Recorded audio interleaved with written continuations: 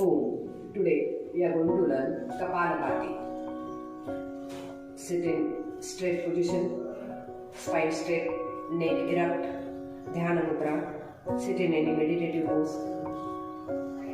When in Kapalbhati, you should have forceful exhalation and passive inhalation. Just look at me.